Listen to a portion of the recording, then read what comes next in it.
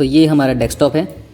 यहाँ पर premiere pro पे अगर हम क्लिक करते हैं तो ये इस तरह का स्प्लैश स्क्रीन आएगा आपके सॉफ्टवेयर का। सॉफ्टवेयर लोड हो रहा है, सब पैनल्स वगैरह सब टूल्स लोड हो रहे हैं। और सॉफ्टवेयर खुलने से पहले यहाँ पे एक पॉपअप स्क्रीन आता है जहाँ से कि आप अपना नया प्रोजेक्ट सेट कर सकते हैं।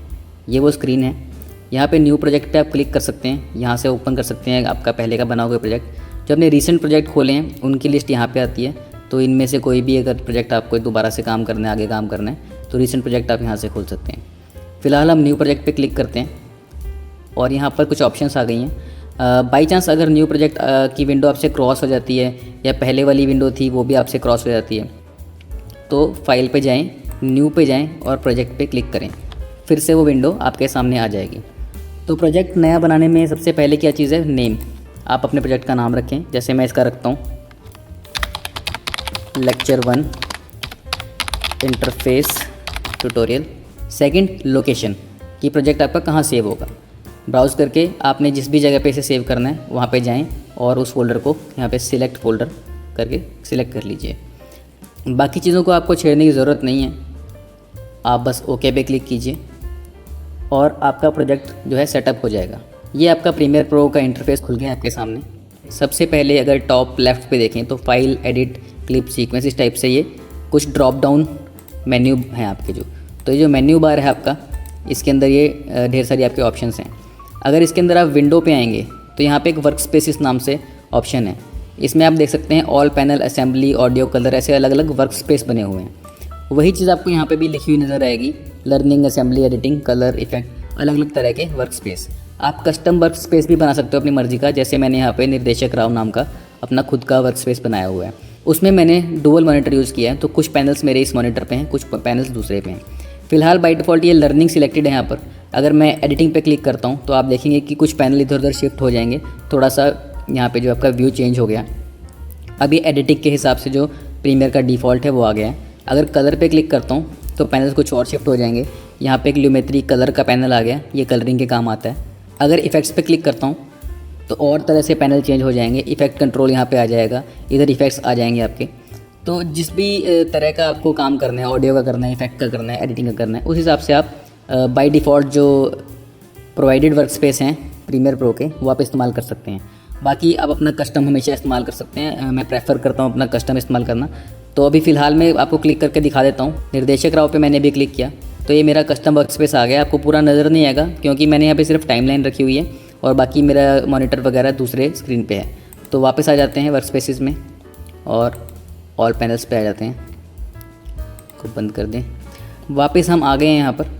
तो फ़िलहाल हमको ये सब कुछ नहीं चाहिए। फ़िलहाल आप लर्निंग पे क्लिक करें और आपका जो है एक बिल्कुल मिनिमल सा ये इस तरह का वर्क स्पेस आ जाएगा। यहाँ पे हम बॉटम से शुरू करते हैं। बॉटम लेफ़्ट में अगर आप देखेंगे नीचे तो ये प्रोजेक्ट पैनल है।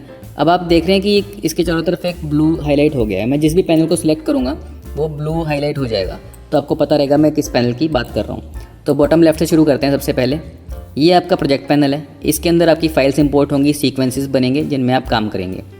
उसके बाद ये आपका सोर्स पैनल है। जो भी आप वीडियो, ऑडियो इंपोर्ट करते हैं उसको आप यहाँ पे व्यू कर सकते हैं। आप इसका एक तरह से आपका व्यूअर है ये। उस वीडियो को या ऑडियो को आप प्रोजेक्ट में डालने से पहले यहाँ पे उसको देख सकते हैं और उसमें से जो सेक्शन आपको चाहिए हो उसको हाईलाइट कर सकते हैं और उसको प्रोजेक्ट में ला सकते हैं। उसके बाद ये प्रोग्राम विंडो है। ये बेसिकली वो विंडो है जिसके अंदर आपको जो आपका एडिट बन के आ रहा है वो आपको नज़र आएगा। यहाँ पे आपका प्रोजेक्ट प्ले होगा। नीचे यहाँ आपकी टाइमलाइन है। टाइमलाइन में बेसिकली आपकी सारी वीडियोज़ और ऑडियोज़ डलेंगी और यहाँ पे ही सारा एडिटिंग का काम होगा।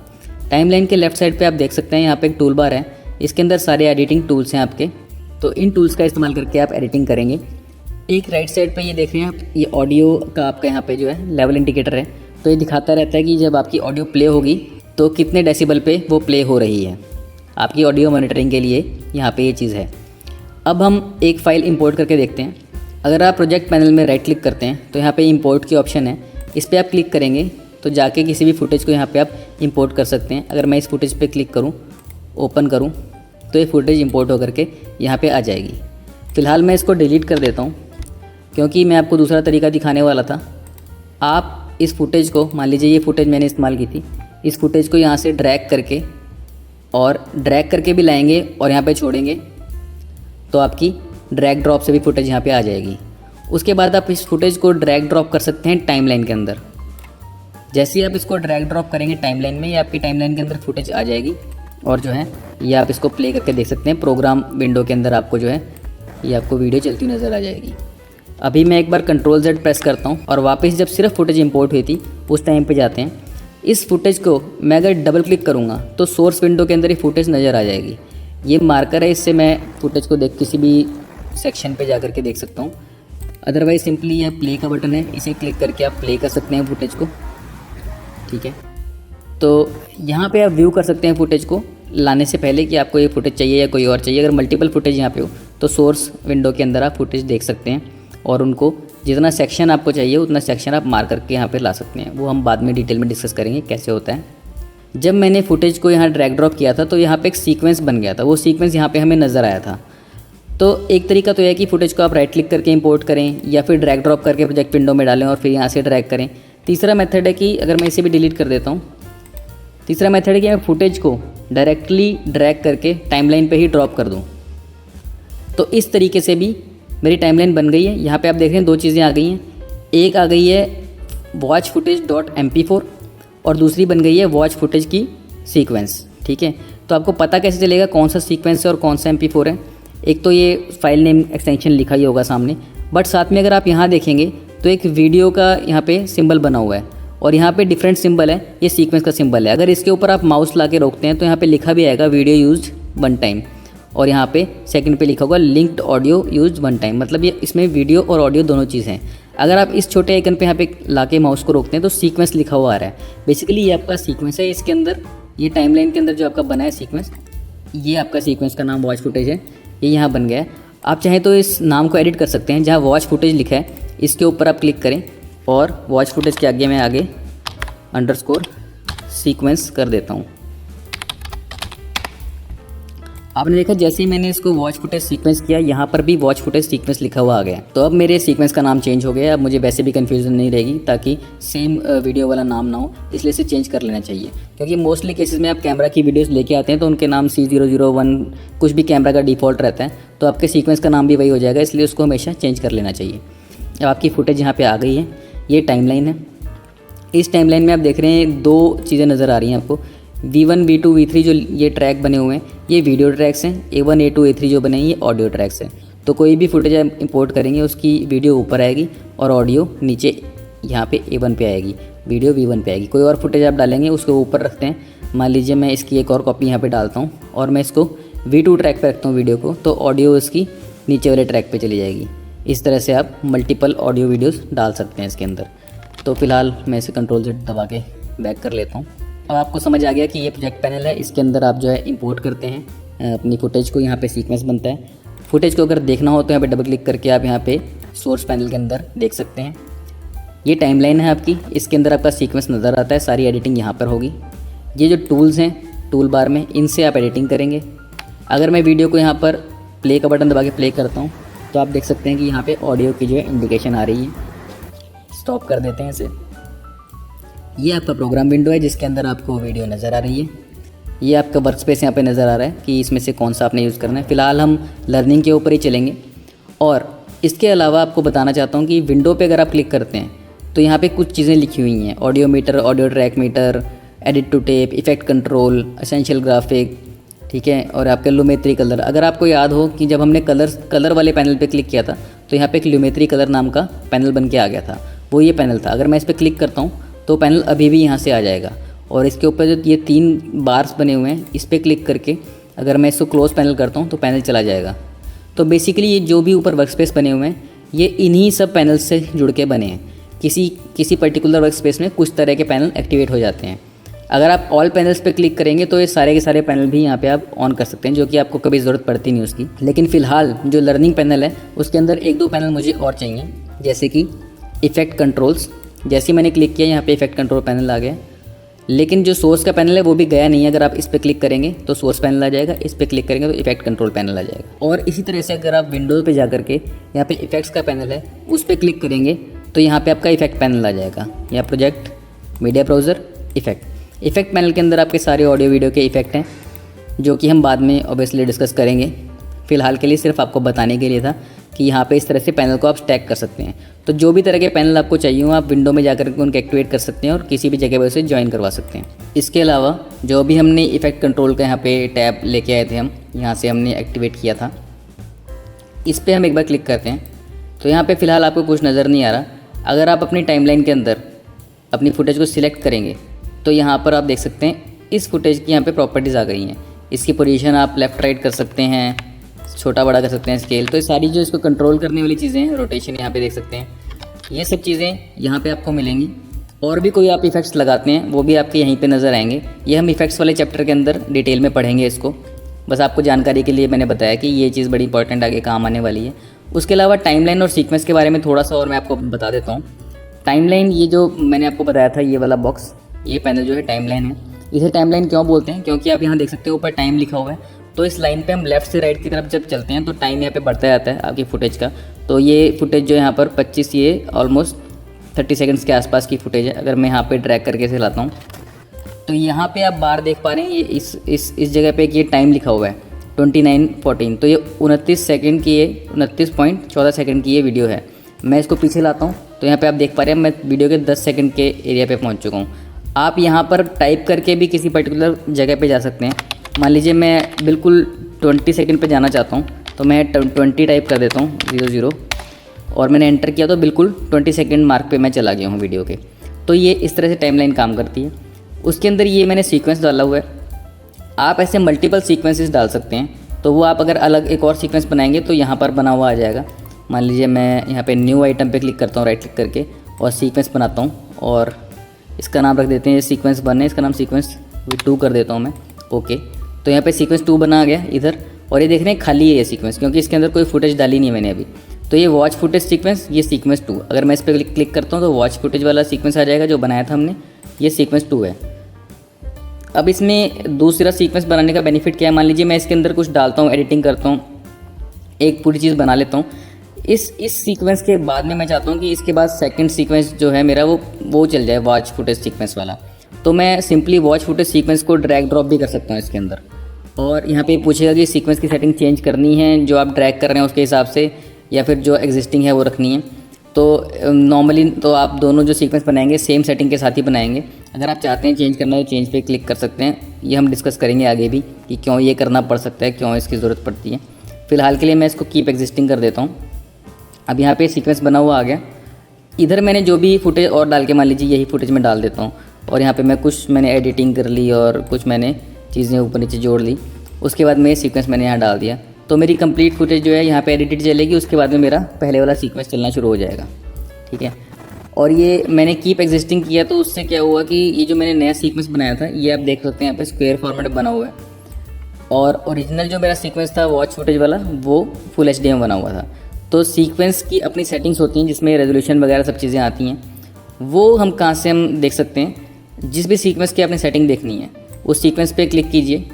ऊपर यहाँ पे सीक्वेंस का एक मेन्यू बार में बना हुआ है, इसको क्लिक कीजिए, ड्रॉप डाउन को, सीक्वेंस सेटिंग लिखा आएगा, इस पर क्लिक कीजिए। तो यहाँ पे आपको दिख रहा है कि ये HD साइज़ है इसका, ठीक है। इसको मैं कैंसिल कर देता हूँ। और सीक्वेंस 2 जो है, इसमें अगर मैं जाता हूँ और यहाँ पे सीक्वेंस पे क्लिक करता हूँ, यहाँ पे सीक्वेंस सेटिंग पे क्लिक करता हूँ।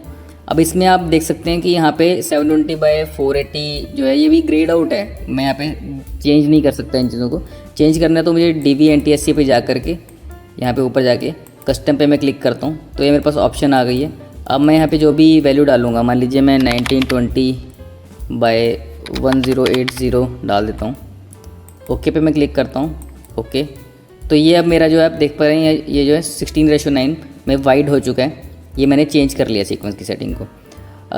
अब वापस से वॉच फुटेज वाले सीक्वेंस पे जाते हैं। इसमें ऊपर सीक्वेंस पे क्लिक किया मैंने, सीक्वेंस सेटिंग पे क्लिक किया, तो यहाँ पर भी आप देख सकते हैं इसके बारे में लिखा हुआ है। स्क्वायर पिक्सल है, 1080p है, फुटेज 50 फ्रेम पर सेकेंड है, ठीक है। तो ये इन्फॉर्मेशन सारी आपकी यहाँ पे रहती है। बाय डिफ़ॉल्ट अगर यहाँ पे आप कोई वीडियो डालते हैं, जैसे मैंने डाली थी, और ड्रैग ड्रॉप करके सीक्वेंस बनाते हैं, तो जो भी वीडियो की सेटिंग्स होती हैं, जो भी वीडियो की स्पेसिफिकेशंस होती हैं, वही सीक्वेंस की स्पेसिफिकेशन बन जाती हैं। तो वॉच फुटेज के टाइम पे यही हुआ था। मैंने जब सीक्वेंस ड्रैग करके बनाया तो सीक्वेंस मेरा जो है वो HD साइज़ में बन गया, जो फुटेज का साइज़ था, और उसी का फ्रेम रेट आ गया 50 वाला। दूसरे केस में जब मैंने सीक्वेंस यहाँ से राइट क्लिक करके बनाया तो जो मैं सीक्वेंस सेटिंग दे रहा था वो आ गई, तो उससे जो है स्क्वायर फॉर्मेट में वो आ गया था। उसके बाद मैंने सीक्वेंस सेटिंग को चेंज कर दिया। तो ये बस ये जानकारी के लिए कि यहाँ से आप सीक्वेंस सेटिंग कभी भी चेंज कर सकते हैं। अगर कोई और भी सीक्वेंस बनाएंगे, राइट क्लिक करके न्यू आइटम सीक्वेंस। अब सीक्वेंस बनाते टाइम यहाँ पे ऑप्शन रहती है कौन सा आपको चाहिए। तो इसमें से आप, जैसे उस टाइम पे मैंने डिफ़ॉल्ट जो भी आया था वो क्लिक कर दिया था, बस यहाँ पे आप जा कर के आप चेंज कर सकते हैं कि मुझे पॉल में चाहिए, NTSC में चाहिए। उसके अलावा सेटिंग्स पे जा कर के यहाँ पे अलग से उसकी जो आपको फ्रेम साइजिंग वगैरह देनी है, तो मैं यहाँ पे क्लिक करके, तो एक तो इसमें बहुत सारी लिस्ट है जो कैमराज के हिसाब से हैं कि रेड कैमरे का, सोनी का, ठीक है। तो उनके अलावा यहाँ पे HDV 1080i 1080p इस टाइप से जो लिखी हुई हैं, ये बाय डिफ़ॉल्ट अगर आप इनको यूज़ करते हैं तो इनकी सेटिंग भी आ जाती है यहाँ पर। तो फ़िलहाल जो है मैं यहाँ पे DNX 1080p यूज़ कर लेता हूँ। 1920x1080p जो हमारी फुल HD रेजोल्यूशन होती है वो रेजोल्यूशन है। यहाँ पे 29.97 फ्रेम पर सेकंड मेरा फ्रेम रेट है। इसको आप चेंज कर सकते हैं, जो भी आपकी रिक्वायर्ड सेटिंग्स है वो आप यहाँ डाल सकते हैं। और यहाँ पे नाम डाल के सीक्वेंस का, इसको सीक्वेंस 3 कर लेते हैं, ओके पे क्लिक करेंगे तो नया सीक्वेंस बन जाएगा, ठीक है। अब ये सीक्वेंस 2, सीक्वेंस 3 और वॉच फुटेज सीक्वेंस, ये अलग अलग सीक्वेंसेस हैं जिनको आप बाद में एक सिंगल सीक्वेंस के अंदर भी डाल सकते हैं। मान लीजिए सीक्वेंस 3 के अंदर जो है मैं सीक्वेंस 2 को भी डाल देता हूँ, कीप एग्जिस्टिंग, और सीक्वेंस 1 को भी डाल देता हूँ। तो मैंने ये दोनों सीक्वेंस इस एक सीक्वेंस के अंदर डाल लिए हैं। इस नए सीक्वेंस का नाम 3 की बजाय मैं मेन आउटपुट मान लीजिए कर देता हूँ कि मैं बाकी सीक्वेंसेस में जो भी काम करूँ इवेंचुअली जा करके मेन आउटपुट के अंदर वो सारे सीक्वेंस में डाल दूँगा और उससे मैं रेंडर कर लूँगा। तो इस तरीके से आप सीक्वेंसेस को इस्तेमाल कर सकते हैं। तो नॉर्मली म्यूज़िक वीडियो या शॉर्ट फिल्म में तो एक सीक्वेंस के अंदर ही काम हो जाता है। ये जो मल्टीपल सीक्वेंसेस का बेनिफिट तब होता है जब आप कोई बड़ी फिल्म वगैरह का आप कुछ काम कर रहे हैं, तो सीन वाइज आप काम कर रहे हैं, हर एक सीन का आप अलग एक सीक्वेंस बनाते जाते हैं और बाद में एक मेन जो मूवी का मेन सीक्वेंस है उसके अंदर सारे सीन्स के सीक्वेंसेस को डाल देते हैं आप। तो उससे क्या आपका प्रोसेस जो है काम करने का काफ़ी स्ट्रीमलाइन हो जाता है। इसको समझने के लिए इमेजिन कीजिए कि आपके पास 2 शूज़ हैं। ये शूज़ आपकी क्लिप्स हैं। इन क्लिप्स को आपने पैक कर दिया एक बॉक्स के अंदर, तो ये बॉक्स आपका सीक्वेंस बन गया। ये जो सामने टाइमलाइन है ये आपकी रैक है। इस रैक के ऊपर आपने ये पहला बॉक्स प्लेस कर दिया, इसके अंदर आपके जूते हैं 2। ऐसे ही आप मल्टीपल बॉक्सेस इस पर प्लेस कर सकते हैं, यानी कि एक रैक में काफ़ी बॉक्सेस आ सकते हैं, छोटे बड़े। इसी तरह से टाइमलाइन के अंदर काफ़ी सारे सीक्वेंस आ सकते हैं। अब हम एक और चीज़ कर सकते हैं कि हमने एक बहुत बड़ा बॉक्स लिया जो कि खाली है पूरा, उस बड़े बॉक्स के अंदर ये बाकी सारे छोटे बॉक्स हम प्लेस कर देते हैं। तो जो बड़ा सीक्वेंस है उसके अंदर हम अपने सारे छोटे सीक्वेंस डाल सकते हैं और वो बड़ा बॉक्स जो आपका वो भी रैक के अंदर ही रहेगा, यानी कि टाइमलाइन के अंदर ही रहेगा। तो जो भी आप सीक्वेंस बना रहे हैं वो सब टाइमलाइन में रहेंगे और छोटे छोटे सीक्वेंसेस को आप बड़े सीक्वेंस के अंदर डाल सकते हैं और हर एक सीक्वेंस के अंदर आपकी एडिटेड क्लिप्स रहेंगी। आप ऐसा भी कर सकते हैं कि किसी बॉक्स के अंदर, बड़े बॉक्स के अंदर कुछ शूज़ जो हैं सीधा डाल दें और कुछ छोटे बॉक्सेस डाल दें, यानी कि आप एक बड़े सीक्वेंस के अंदर छोटे सीक्वेंसेस भी डाल सकते हैं और अलग से क्लिप्स भी डाल सकते हैं। होपफुली आपको इससे थोड़ी क्लैरिटी आ गई होगी, थोड़ा बेटर समझ आ गया होगा। अगर अभी भी आपको कन्फ्यूजन है तो ज़्यादा परेशान ना हो, क्योंकि ये सिर्फ पहला लेक्चर है। इस लेक्चर का पर्पज़ ये है कि आपको थोड़ा सा ओवरव्यू मिल जाए। तो जो भी कुछ आपने सुना उसमें से जितना % भी आपके दिमाग में रह जाएगा वो मोर देन अनफ है। नेक्स्ट लेक्चर्स के अंदर जब आप बार बार इंटरफेस को देखेंगे और कैसे यूज़ हो रहा है, कैसे कहाँ पे क्लिप्स जा रही हैं, कैसे एडिटिंग हो रही है, या बार बार देखेंगे तो आपके डाउट्स जो हैं वो क्लियर हो जाएंगे टोटली।